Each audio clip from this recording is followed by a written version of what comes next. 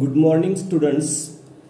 Today we are going to learn about dissolution of partnership firm. Examination मध्ये या टॉपिकला जे weightage असणार आहे क्वेश्चन नंबर 2 किंवा क्वेश्चन नंबर 3 मध्ये हा एक क्वेश्चन असणार आहे 10 मार्क्स साठी असणार आहे आणि ऑब्जेक्टिव्ह क्वेश्चन नंबर 1 मध्ये तुम्हाला 1 + 1 2 म्हणजे टोटल या टॉपिकचे वेटेज आहे 12 मार्क्स. तर माय डियर फ्रेंड्स, एक लक्षात घ्या, डिसोल्यूशन ऑफ पार्टनरशिप फर्म वरती काही इम्पॉर्टंट ॲडजस्टमेंट आहेत, इम्पॉर्टंट ऑब्जेक्टिव्ह क्वेश्चन्स आहेत, ते या व्हिडिओमध्ये मी कव्हर केलेले आहेत.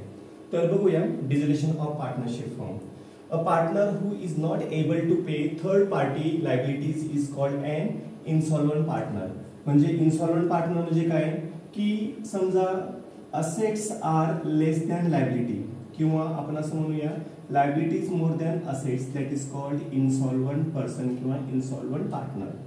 ज्याची असेट्स ही कमी आहे आणि लायबिलिटी म्हणजे लोकांचं देणं जास्त आहे त्याला आपण काय म्हणतो, इन्सॉल्वंट असं म्हणतो. आणि सॉल्वंट म्हणजे काय, Wien assets are more than liability that is called solvent partner. तर तुम्हाला एक्झामिनेशन मध्ये इन्सॉल्वंट ऐवजी सॉल्वंट सुद्धा विचारलं जाऊ शकतं. Expenses incurred on dissolution of firm is called dissolution expenses. म्हणजे आपल्याला माहित आहे सर्वांना की बिझनेस बंद करण्यासाठी जो काही खर्च येतो, expenses which is incurred to close down the business concern is called dissolution expenses or realization expenses. Next one is partnership is completely dissolved when the partners of the firm become insolvent. म्हणजे समजा एखादा partner इन्सॉल्वंट झाला असेल तर तेव्हा आपल्याला business firm completely close down करावा लागतो. Realisation account, partners capital account, balance sheet and account. Actually हा जो क्वेश्चन आहे तो फाइंड ऑड वन मधला आहे. तर आपण डिसोल्यूशन ऑफ पार्टनरशिप फर्मचा जो प्रॉब्लेम सॉल्व्ह करतो त्यामध्ये आपल्याला रिलेशन अकाउंट करणं कंपल्सरी आहे, पार्टनर्स कॅपिटल अकाउंट करणं कंपल्सरी आहे, बँक अकाउंट करणं कंपल्सरी आहे. But we are not going to prepare balance sheet when we are going to solve the problem of dissolution of partnership firm. त्याच्यानंतर आपण बघूया पुढचा घटक expenses incurred on dissolution of firm. हा बघा इथं सुद्धा क्वेश्चन तो रिपीट झालेला आहे, म्हणजे हा क्वेश्चन खूप इम्पॉर्टंट आहे.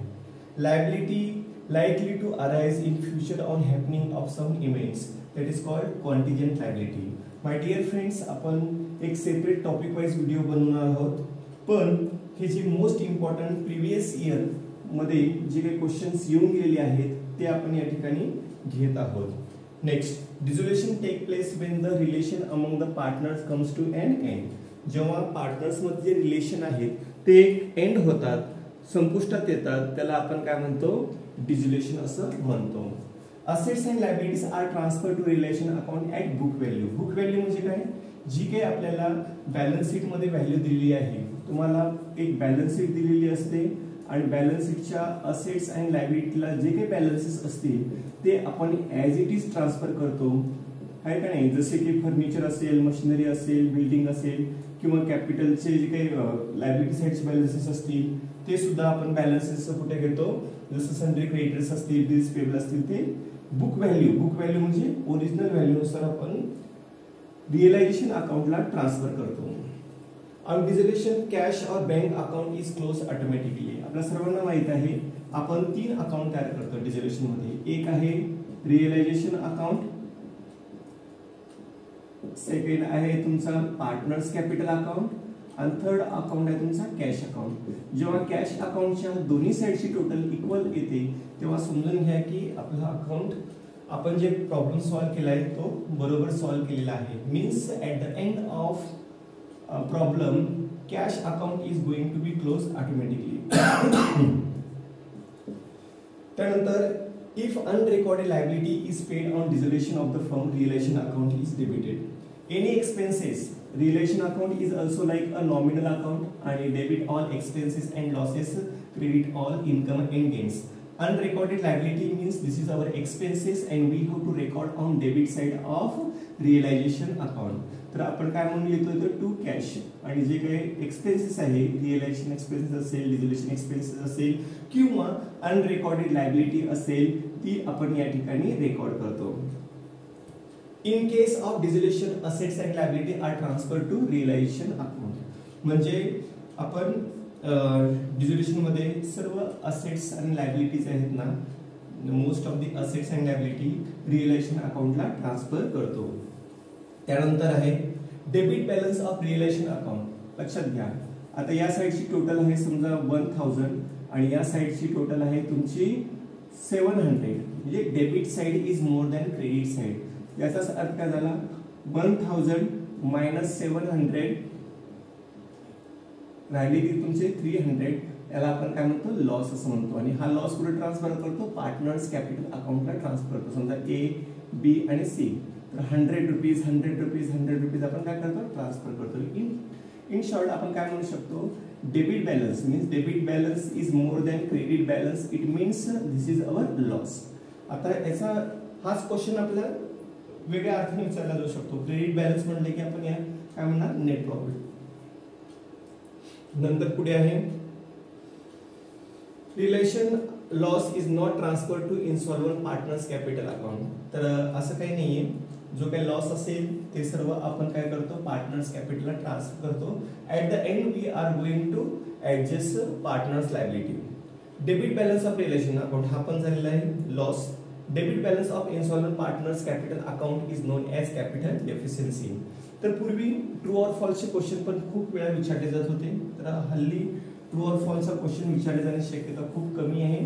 कारण का की त्या ठिकाणी रिझन विचारलं जातं, true or false with reason, आणि तशा प्रकारचा क्वेश्चन विचारली जाण्याची शक्यता खूपच कमी आहे. परंतु ट्रू ऑर फॉल्सचा क्वेश्चन हा ऍग्री डिसऍग्री मध्ये विचारला जाऊ शकतो. नेक्स्ट आहे 615 winding up of partnership business. त्याला काय म्हणतो आपण, डिझोल्युशन. माय डिअर फ्रेंड्स, हेच क्वेश्चन तुम्हाला आन्सर इन वन सेंटेन्स मध्ये सुद्धा कन्वर्ट करून विचारले जाऊ शकतात. What is dissolution of partnership firm. तेव्हा तुम्ही ही डेफिनेशन देऊ शकता. जेव्हा आपण बिझनेस बंद करतो त्याला आपण काय म्हणतो, डिझोल्युशन असं म्हणतो. And account open to find out the profit or loss on sale of asset and settlement of liability realisation account. म्हणजे आपल्या बिझनेसला प्रॉफिट झाला का लॉस झाला, जी काही असेट्स अँड लायबिलिटीचं सेटलमेंट आहे, पेड आउट आहे, त्या सगळ्या गोष्टी आपण पुढे दाखवतो, रिअलायझेशन अकाउंट दाखवतो. Insolvent partners capital account debit side total is ₹10,000 and credit side total is 6,000. Calculate deficiency. तर सिंपल आहे. तर या ठिकाणी सांगितले डेबिटची टोटल जास्त आहे म्हणजे डेफिशियन्सीचा विषय येणारच आहे. 10,000 मायनस 6,000 राहिले किती तुमचे 4,000. तर 4,000 ही काय झाली तुमची कॅपिटल डेफिशियन्सी झालं. आता हाच क्वेश्चन जर रिव्हर्स विचारला असता त्याला आपण काय म्हटलं असतं, सरप्लस कॅपिटल असं म्हटलं असतं. म्हणजे क्रेडिटची साईड जास्त म्हणली असेल तर हाच क्वेश्चन या ठिकाणी रिपीट झालेला आहे. डेबिट 1 लाख आणि क्रेडिट साईड आहे तुमची 60,000. 1,60,000 1 लाख मधून 60,000 गेले राहिले की तुमचे 40,000. तोच क्वेश्चन आहे, फक्त अमाऊंट काय केलेली आहे, 1 झिरो इन्क्रीज केलेला आहे. ठीक आहे. Thanking you. Please like, share and subscribe my channel.